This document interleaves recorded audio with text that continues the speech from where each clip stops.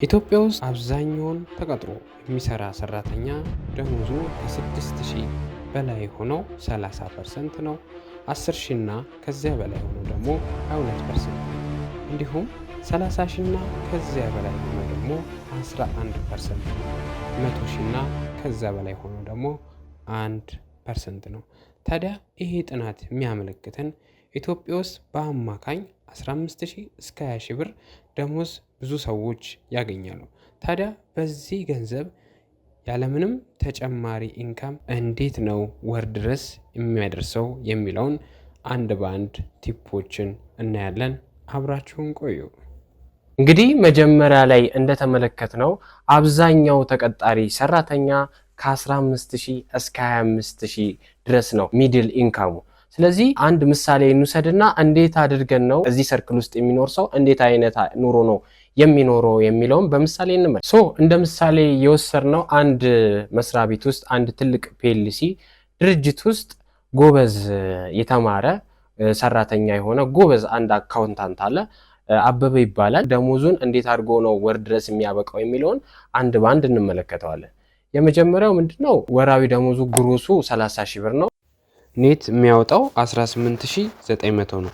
ስለዚህ ይህን ብር እንዴት አድርጎ ነው የሚያበቃው ወር ድረስ የሚለውን ነገር እንመለከታለን። መጀመሪያ ላይ ያው የማይቀረው መኖሪያ ቤት ነው።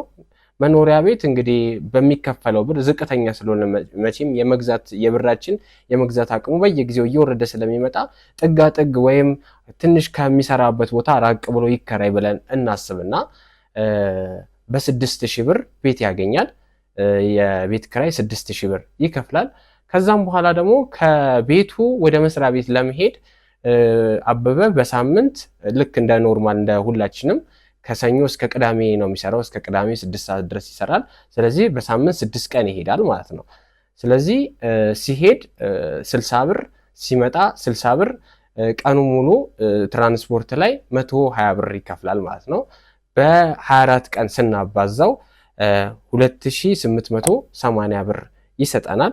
ከዛ በኋላ ደግሞ የምግብ ነው እንግዲህ ምግብ ቁርስ፣ ምሳ፣ እራት አለ።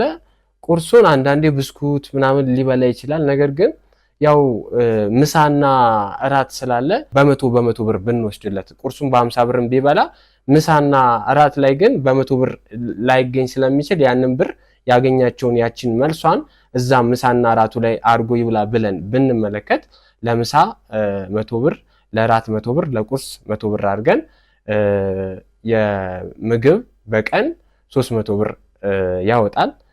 በወር ስናባዛው 9000 ብር አካባቢ ይሆናል ማለት ነው። ነገር ግን ራሱን ሊሰራ ይችላል። ያው ይሰራል ብለን ካሰበን የሚሰራበት ጭልፋ፣ ድስት ምናምን የቤት እቃዎችን ማውጣት አለበት። እኛ ሂሳብ የሰራ ነው ምንድነው ዝቅተኛ እነዚህ ትናንሽ ቤቶች አሉ አይደለ? ቁርስ ቤት፣ እናት ቁርስ ቤት፣ እንደዚህ ትናንሽ ቁርስ ቤቶች። ስለዚህ በእነሱ ሂሳብ እንተምንለት ብለን ነውና 9000 ብር አካባቢ ለምግብ ያወጣል። ሌላኛው ደግሞ የሞባይል ካርድ ነው። ለተለያዩ ቦታዎች ላይ ሊደውል ይችላል ለጓደኞቹ። ያው ሰው ሲኖር ግዴታ ኮሚኒኬት አለ፣ የሚያውቀው ሰው ጋር ይገናኛል። ስለዚህ ሳናጋን ነው የሞባይል ካርድ 500 ብር ያወጣል። ሌላ ደግሞ ምንድነው ልብስና ጫማ ነው። እንግዲህ በየወሩ ልብስ ጫማ ላይገዛ ይችላል። ነገር ግን ምንድነው የሚያደርገው እንደው ኦፊስ ላይ ስለሚሰራ ግዴታ የተወሰነ ጊዜ መቀየር አለበት ብለን ብናስብ ይሄ ዝቅተኛ አካባቢ ላይ ለመግዛት እነዚህ አሁን ላይ ከተማችን ላይ ቦንዳ ምናምን ብለው የሚያስተዋውቁትን እዛ አካባቢ ይግዛ ብለን ብናስብ በወር 1000 ብር ቢያስቀምጥ ቢያንስ በ6 ወር ለመግዛት ማለት በ6 ወር የሆኑ ልብሶች ለመግዛት 1000 ብር ቢያስቀምጥ አጠቃላይ የሚሆነው 19380 ብር ያወጣል ማለት ነው። እንግዲህ ያልተነካኩ ወይም ያላየናቸው አለ። የግል ንጽህና ለመጠበቅ ልብሱን ማጠብ አለበት፣ ሳሙና መግዛት አለበት፣ ቅባት መግዛት አለበት፣ ፀጉሩን መቆረጥ አለበት፣ የተለያዩ ነገሮችን ያደርጋልና ይሄ ብር ምንድነው የሚያደርግለት? ሳይድ ኢንካም ከሌለው እጅግ ኑሮውን መግፋት በጣም ሊከብደው ነው ማለት ነው። ስለዚህ ይሄ ሰውዬ ላይ አይማርም፣ ቢታመም እንኳን ከባንክ ላይ አውጥቶ የሚከፍለው ገንዘብ የለውም። ስለዚህ ወደደም ጠላም ግዴታ ሳይድ ኢንካም ከስራው ሲወጣ ሳይድ ኢንካም ያስፈልገዋል ማለት። ስለዚህ እናንተም ልክ በዚህ ሰርክል ውስጥ ጠዋት ተነስታችሁ ከእንቅልፋችሁ ወደ መስሪያ ቤት ትሄዳላችሁ። ከዛ ስራ ከጨረሳችሁ በኋላ ታክሲ ሰልፍ ተሰልፋችሁ ወደ ቤታችሁ ትሄዳላችሁ። 2-3 ዓመት ስታደርጉት እጅግ በጣም ይሰለቻል። ስለዚህ እንዴት አድርገን ነው ሳይድ ኢንካሞችን መስራት የምንችለው የሚለውን እንመልከት። የመጀመሪያው እንግዲህ ምንም አይነት ኢንካም ሳይፈልግ በዜሮ ኢንካም ልንሰራ የምንችለው ባለን ነገር ነው የምንፈልገው። ስለዚህ መጀመሪያ ያስቀመጥነው ዩቲዩብ ነው። እንግዲህ ይሄ ሰውዬ ቅዳሜ ከሰዓት በኋላና እሁድ ነው ረፍቱ። እሁድ የሆነች ኮንተንት ጽፎ በሳምንት 2 ቪዲዮ ፖስት ቢያደርግ ለ6 ወራት አንድ አይነት ኮንተንት ይዞ ጥሩ ታምብሌን እየሰራ ታይትሉን ዲስክሪፕሽኑን ከዚህ በፊት እንደነገርኳችሁ ዩቲዩብ ላይ እንዴት አድርገን ነው አልጎሪዝሙን የምንረዳው የተለያዩ ነገሮች አሉ አይደለ? ዩቲዩብ ላይ የዋና ነገሮችን እነዚህን ነገሮችን በአግባቡ አውቀን ተረድተን መቼም ካላወቅን ካልተረዳ ነው መስራቱ በጣም አድካሚና አሰልቺ የሆነ ሰዓት ላይ እንተዋለን። ነገር ግን ከዚህ በፊት እኔ ጋም ያሉ ቪዲዮዎች አሉ፣ ሌሎችም ዩቲዩበሮች የሰሩትን ቪዲዮዎች አይቶ ዩቲዩብ ላይ ቪዲዮዎችን እየሰራ ማስተማር የሚችል ከሆነ አካውንታንት ነው። አካውንታንት ስለሆነ ማስተማር የሚችል ከሆነ ማስተማር ሌላም ነገር ማድረግ የሚችል ከሆነ የተለያዩ ነገሮችን እያረገ ዩቲዩብ መስራት ነው የመጀመሪያው።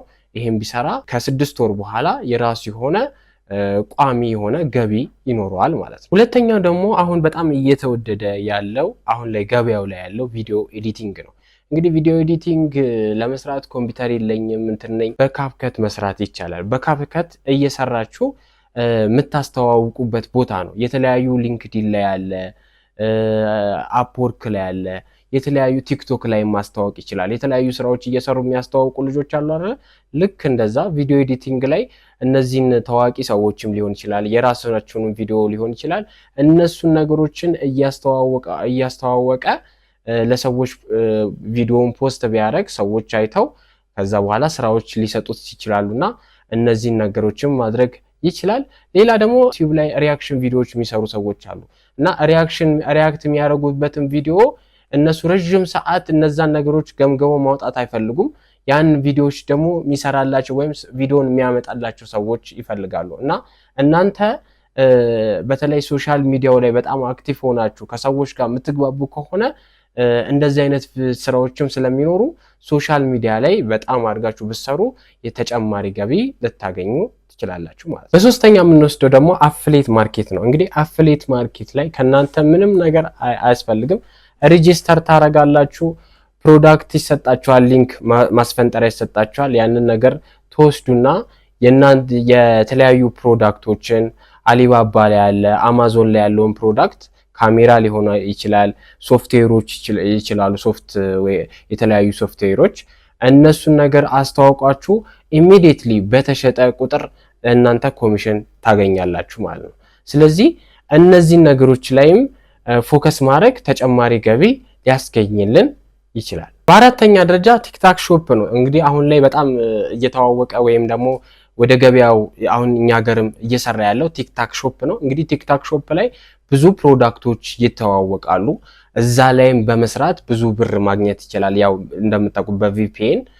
ቲክቶክ ላይ ምን አይነት ጥቅሞች አሉት መሰለ? ቀጥታ ገንዘብ ባታገኙት ጌም ካልተጫወታችሁና በጊፍተሮች ካልተሰጣችሁ ገንዘብ ቀጥታ ላታገኙ ትችላላችሁ። ነገር ግን ቲክቶክ ላይ ስትሰሩ የተለያዩ ሰዎችን ታውቃላችሁና የተለያዩ ስራዎች ሊጣላችሁ ይችላል። ኢቭን ኢፍ በምትሰሩበት በሙያችሁ ፓርታይም ስራዎችን ሊመጣ ይችላልና በጣም አክቲቭ ሆናችሁ በሰራችሁ ቁጥር የተለያዩ ሰዎችን ታገኛላችሁ። እነዛ ሰዎች ኢቨንት ላይ ይጠሯችኋል፣ የተለያዩ ነገሮች ላይ ይጠሯችኋልና ብዙ ሰዎች የማያውሩለት ግን ተጽዕኖ መፍጠር የምትችሉበት ሜዳ ነውና እዛ ነገር ላይ በደንብ አክቲቭ ሆናችሁ ለ6 ወራት ሳታቋርጡ ከሰራችሁ እጅግ በጣም ብዙ ኢንካሞችን ጀነሬት ታደርጋላችሁና ቲክታክ ሾፕ አሪፍ ነው ማለት ነው። በመጨረሻም እኔ አድቫይስ ማድረገው አሁን ካወሯቸው ነገሮች ዩቲዩብ ነው።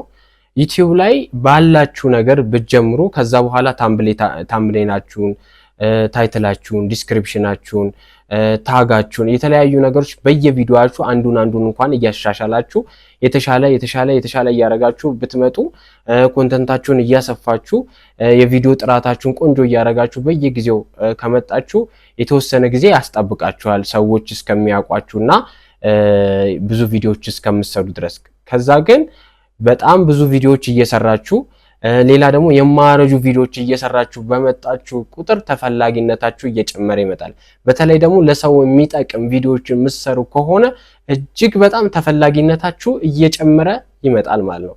ስለዚህ ዩቲዩብ ላይ ፎከስ አድርጋችሁ ሳታቋርጡ ለ1 ዓመት ከሰራችሁ በእርግጠኝነት ስለ ገንዘብ ማሰብ ታቆማላችሁ። የዛሬ ቪዲዮአችን ይህንን ይመስል ነበር። በቀጣይ ቪዲዮ እስከምንገናኝ ድረስ ቪዲዮቻችንን ላይክ፣ ሼር፣ ኮሜንት፣ ሰብስክራይብ ብታደርጉ ከዚህ የተሻሉ ቪዲዮዎችን ታገኛላችሁ።